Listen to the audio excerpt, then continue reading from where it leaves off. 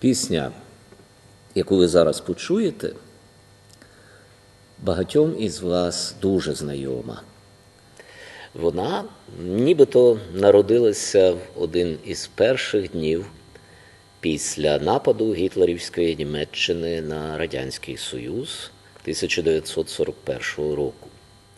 Текст її нібито написав російський поет Василій Лебедєв-Кумач. І це справді так. Він написав ці слова. А от мелодію вкрадено. Мелодія народилася значно раніше, 1919 року, у лавах криворізьких повстанців Української Народної Республіки. І називається ця пісня «Повстань, народе мій».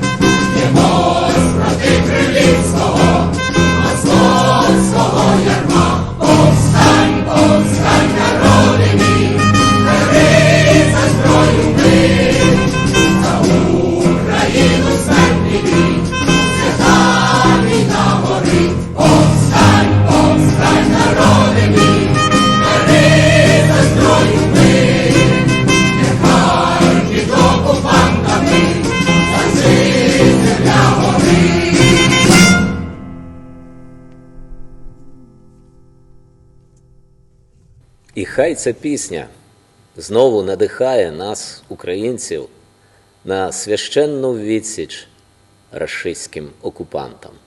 Ми переможемо.